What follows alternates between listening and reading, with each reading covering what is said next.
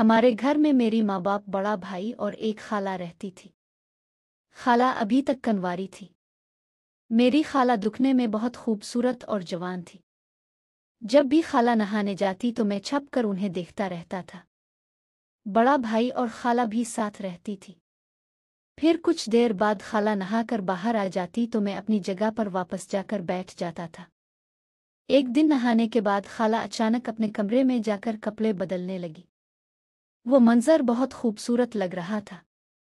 फिर मैं नहा धोकर कॉलेज चला गया।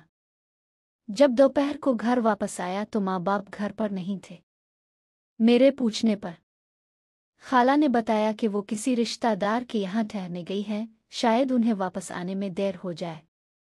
मैंने खाना खाया और अपने कमरे में जाकर पढ़ाई शुरू कर दी। वो मेरे कमरे में आया। मैं कमरे में जाकर पढ़ाई करने लगा। मैंने खाला से कहा कि कुछ ऐसा बना दो जो अच्छा लगे, तो खाला खाना बनाने लगे।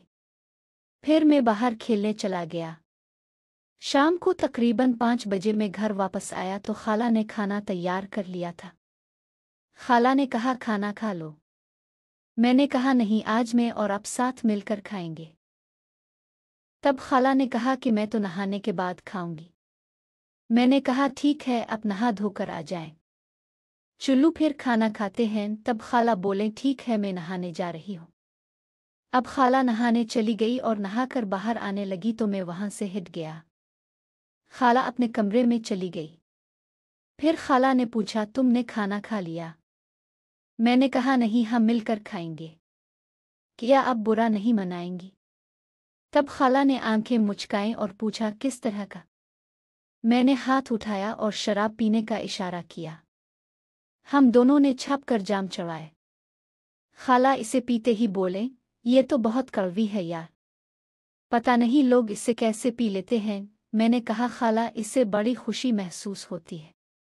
मैंने खाला को जबरदस्ती शराब पिला दी। फिर हम दोनों बातें करने लगे। मैंने खाला से पूछा, शादी कब कर रही हो? अब तुम्हारी भी हो गई है और आन कितनी खूबसूरत है। खाला बोली, तुम्हें कैसे पता कि मैं बड़ी हो गई हूँ? मैं शर्माते हुए कहने लगा, आपको देखकर लगता है। शराब पीने के साथ हम दोनों खाना भी खाने लगे। खाना खत्म होते ही खाला को नशा होने लगा। खाला, मैं आपको आपके कमरे में ले चलता हूँ। खाला नीचे से बोले, क्यों? मैंने कहा, आपको सुला देता हूँ। खाला बोले, नहीं, आज हम यही सोएंगे क्योंकि रात में मुझे कुछ हो गया तो मैं क्या करूँगी, संभाल लेगा। मैंने कुछ नहीं कहा। मुझे खाला की बातों से कुछ उम्मीद होने लगी थी। खाला उठूं और मेरा सहारा लेते हुए कमरे में जाकर लेट गई। लाइट बंद करके मैं भी खाला के पास जाकर साथ वाली चारपाई पर सो गया। तकरीबन रात के 10 बजे होंगे।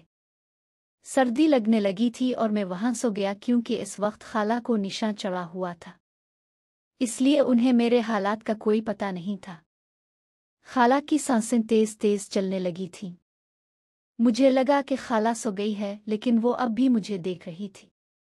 मैंने देखा कि खाला ने अपनी आंखें खोल दी हैं।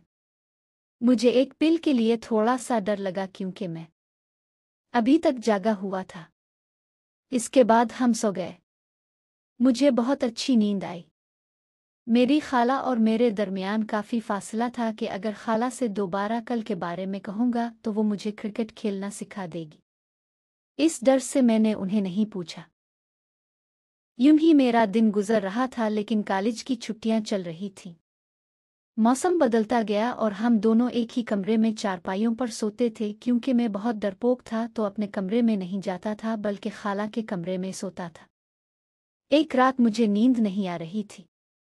मैंने हेडफोन लगाए हुए थे और मोबाइल पर फिल्म देख रहा था। काफी देर तक खेलता रहा।